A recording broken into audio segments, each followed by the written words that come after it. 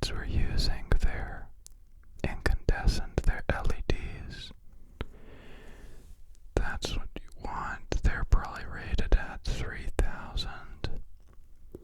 That looks a little bit blue. Let's go even more. Yeah, that's a look. It's definitely a look. Let's see what happens if we go a little bit warmer. 32. Oh no. Reds and stuff look a bit too red. You can see that on these scopes here to our left. Let's just really crank it now. Get a comparison. Yeah, that's a Hollywood blockbuster if I've ever seen one. No, it's definitely rated for 3,000, but I'm liking what it was. 3,100. And then tint. So right now it's set at -8. Let's put to 0, see what that looks like. Oh no, that's a little bit pink. Let's go a little bit more just to see. Yeah. Felt and a little bit here. Yeah, I'm liking the green, pushing a bit of green into the skin. Makes me look more mature. Makes me look like an ogre. Let's get all the way into the swamp. Oh yeah, very good.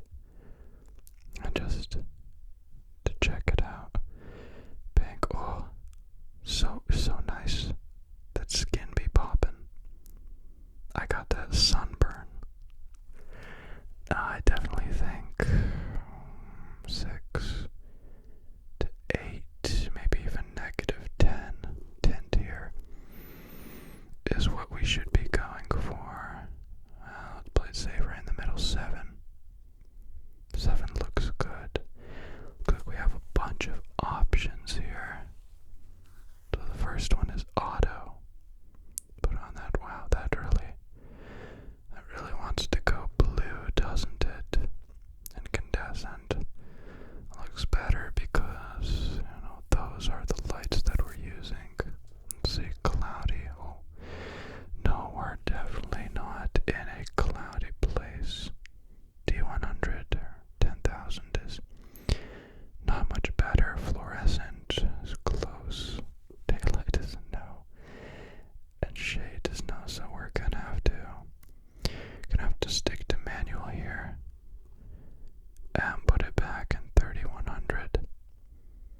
And we agreed on -7, but I might do -8 just for fun.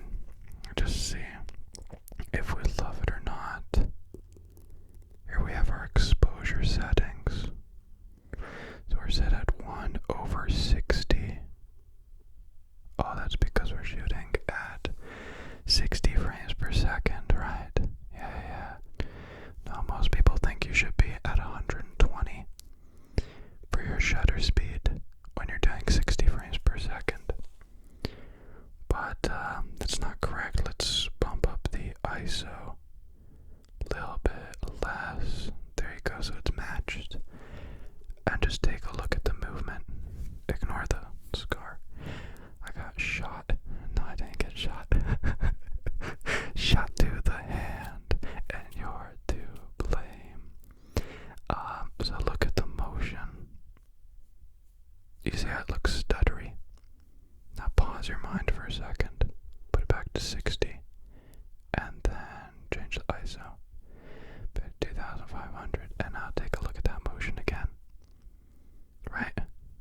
It looks a lot more fluid. Looks a lot more natural. And that's because you're only supposed to shoot double your frame rate. Above certain frames per second when you plan to slow it down. Right, so if you're shooting 60 frames per second and you want to play it back at 30 frames per second, you should double your shutter speed in that case to get a nice fluid motion. Very, very fluid motion. We're going to leave that at 60, but, let's experiment a bit. 80 looks pretty similar, maybe a little bit more skippy.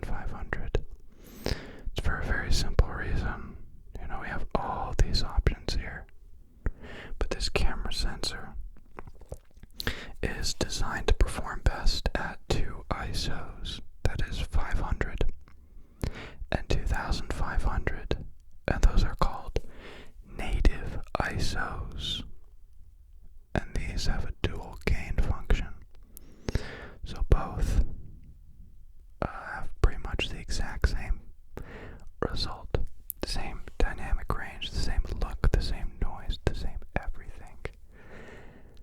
So let's get out of here. Exposure, pretty boring in fact. Just how bright the image is. Let's take a look at what's going on here. So, yeah, we're filming at 1080p. That's good. You know, most people think you need 4K. Unless, you know, somebody really wanted it. Nobody's gonna notice. They'll just have noticed more pores on your subject's face. It'll look more gritty and grimy. And that's when I start to repeat my mantra before bed every night, and I say, nobody cares, nobody notices. So yeah, we're filming at 1080p, even though we could be in 4K and even higher. But here, like I said, the important part is frames per second. That's 60 frames per second. That's what I love. My eye hates everything else. If YouTube allowed 120 frames per second, I would do that. But 60 is as good as we're gonna get on most mobile phones right now, and I love it. I don't mind 30, but 24 frames per second looks painfully jarring to me. Painfully jarring, especially when most of the videos on YouTube, and this is no shade, most of them don't follow the basic principles when shooting at 24 frames per second. It's not their fault, it's because some people are from Europe, and some people are from, and some people are from the States, or Canada, North America, and they're filming in either 24 or 23.976 frames per second. And then depending on that case, you have to select your shutter speed to match. And sometimes it's 25 frames per second. So do you do 50 or do you do 48? Not all cameras can do 48, but that's ideally what you do. So to avoid the rant, it's complicated. 60 frames per second. It's simple. It's the same everywhere. And it looks good, even if you change the shutter speed a bit. You know, you put it to 80, put it to 90, 100. It still looks pretty good. But if you get 24 frames per second and you got a 60 shutter speed, oh, I'm really worry about you. SD is not too important. Video encoder, that's just like the quality that we're recording in. Gonna save some file space because we have 3.5-ish hours of recording in this format. Proxy files, that's for later. The LUT, that's a look that we have. Let's actually take a look at that. So yeah, we're recording in log with a sharpness on strong. We can turn that off. But once again, this is YouTube, and I don't want to do a lot, so I'm gonna put down strong, make the image pop as much as possible with the least amount of effort. The second option we have here is noise reduction. Okay, so that's on middle. That seems to be the highest one. Here you can turn it off as well. But, you know, these companies, they've figured out the perfect algorithms for their cameras at very specific settings. And to accomplish the same thing afterwards would be a huge headache.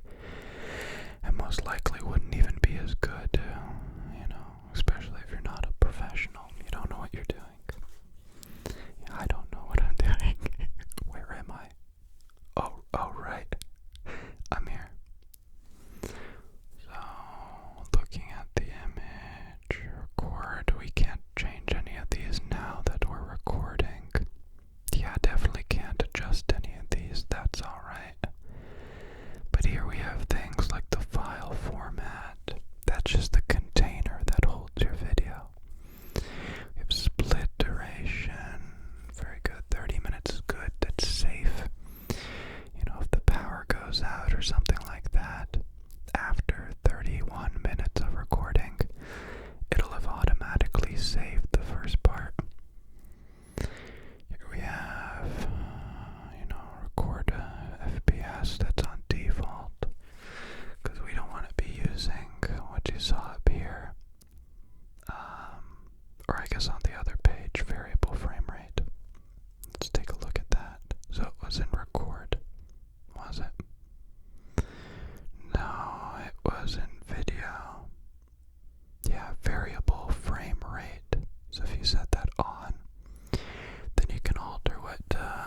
what you're outputting in the end.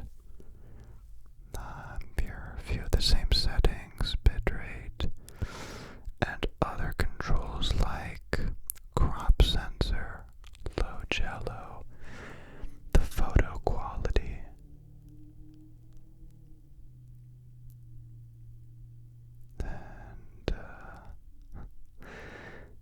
And that's all good. It's all good. Audio's the same. We can't really adjust anything here.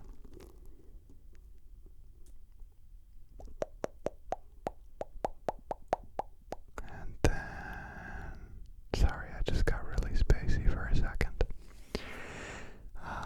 Focus, we're on manual focus.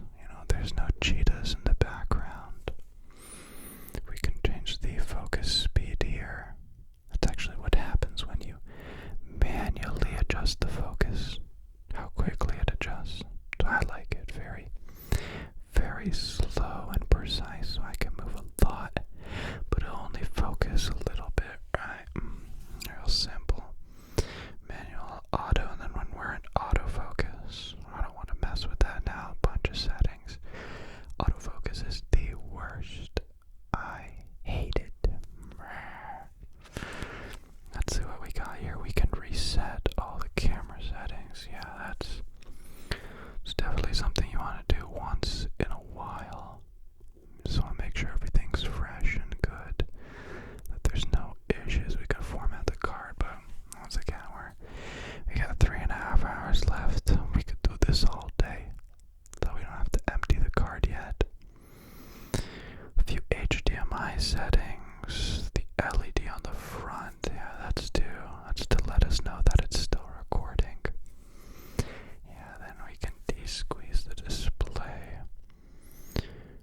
Nothing to really do here. That's if you're doing anamorphic.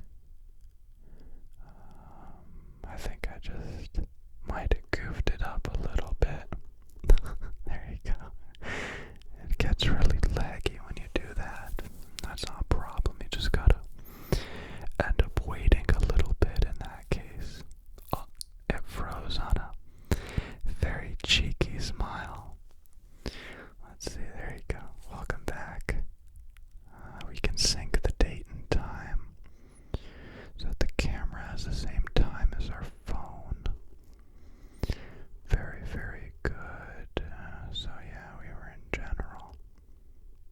Yeah, here are looks. So we're currently using Vadio. That's a custom look that I've made. If we go ahead and turn this off, we can see, whoa, okay, we're definitely looking at something weird here. But this is what the camera records.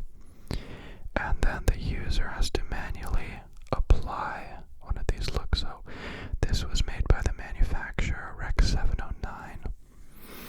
And it just doesn't work in this scenario with this lighting and everything. We have other settings. Here's a low contrast 709. We have a video 709. An sRGB, which doesn't kick it either. We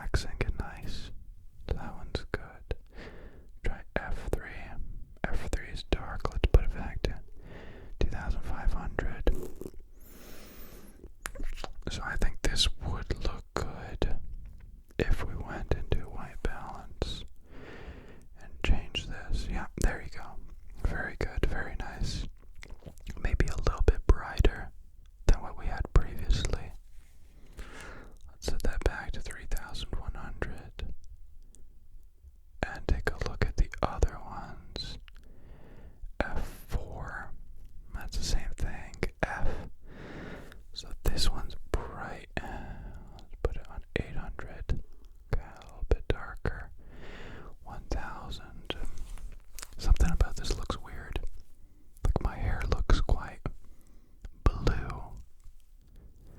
It's got a weird punch to it. And here's one from a few days ago. That's definitely going to need a white balance adjustment as well. 23. It's a bit blue. It's a bit blue. The best one by far is Vadio. That's banging. That's popping. That's real fresh. The video's frozen just for a moment. But here we're going to have to adjust the white balance and the exposure with ISO again so that everything can look good.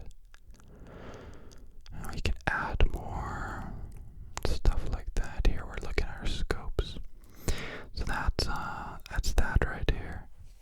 That tells us really what the computer sees. Is it bright? Is it dark? What are the colors doing? We can do it after LUT or before the LUT. I like to see after. I like to try and get the image right in camera. I want to see what it looks like immediately.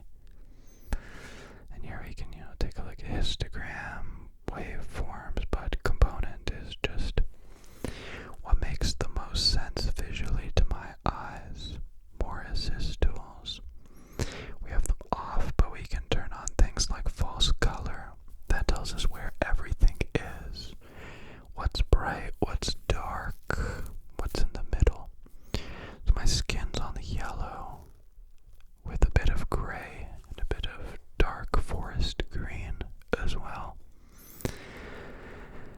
It's funny, the manufacturer says like the skin should be in the neon green, but everybody does something different, right? Here is zebras that I've never understood or gotten to work. Peking is a red lined indicator to see when you are in focus. Also, not quite useful when you're just sitting in a room recording your face. Then single color. It's just exactly what it sounds like. You can turn that off. Peaking, so I think that's why that was. Oh, I know we wanted high sensitivity. Always want high sensitivity, and the color red is good.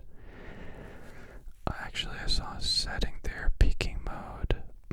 Yeah, definitely want the normal one. That just look better to me. Single color. Don't use it. Center marker. Oh, that's a good one to tell. Hey, are my microphones in the middle of the screen? I hope they are.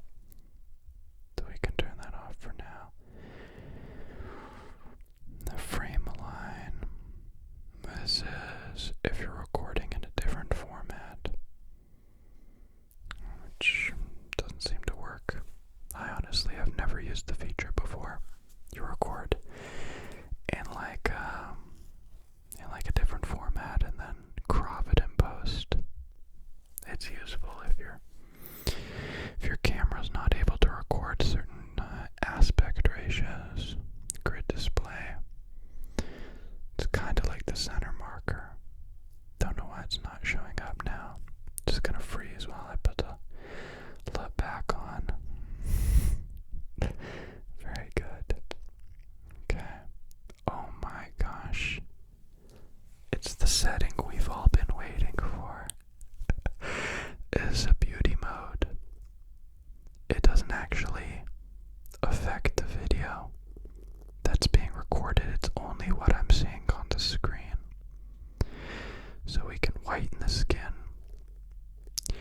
Let's just pretend like that's something normal. Just for fun, let's actually try and make it look good. Or first, let's go goofy. We can make our eyes real big. We can do something with our cheeks. Oh, right. We definitely stand. And then we can smoothen our skin. Wow.